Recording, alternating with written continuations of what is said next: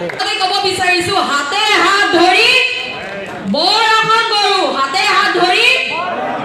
বাকী সকলো বাট কংগ্ৰেছৰ হাত বাকী সকলো বাট কংগ্ৰেছৰ হাত এতিয়া এইখন চৰকাৰে বিকাশৰ কথা কৈছিলে এতিয়া বিকাশৰ ধুমুহাত বোলে কোনো থিয় হ'ব পৰা নাই এতিয়া মই খুব চমুকৈ ক'ব বিচাৰিছো যে বিকাশৰ ইমানেই বিকাশ হৈছে যে বিকাশৰ ধুমুহাত আমাৰ গুৱাহাটীৰ যিকেইটা সমস্যা যদি মই ক'বলৈ যাওঁ প্ৰথমটো হৈছে বানপানীৰ সমস্যা এতিয়া বিকাশৰ ধুমুহাত আমি বানপানী ককবকাই থাকিবলগীয়া হৈছে হয়নে নহয় সোণৰ অসম লোহাৰ দেশ এজাক বৰষুণতে গুৱাহাটী শেষ হয়নে নহয় হয়নে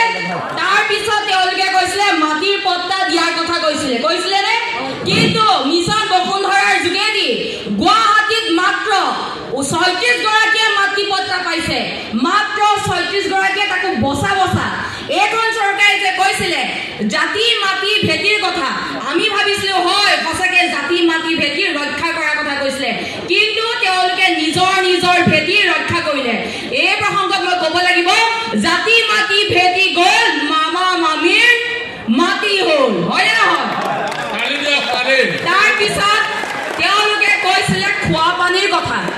আমি ভাবিছিলো হয় খোৱা পানী পাম নল আছে জল নাই চৰকাৰ আছে কাম নাই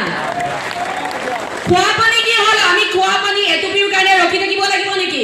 তেওঁলোকে 800 টকীয়া 700 টকীয়া পানী খাই পেলাই ইনষ্টাগ্ৰামত ৰীল বনায় কিন্তু আমি সাধাৰণ এটুপি খোৱা পানীৰ কাৰণেও তেওঁলোকৰ ওচৰত আন্দোলন কৰিব লাগে হয়নে নহয় বৰ বিশেষ নকওঁ মই এটা ডাইলগ লিখি আনিছো ক'ব বিচাৰিম দেশ যায় জাতি যায় ভেটি যায় কংগ্ৰেছ বিনে গতি নাই হয়নে নহয় দেশ যায় জাতি যায় ভেটি যায় কংগ্ৰেছ বিনে গতি নাই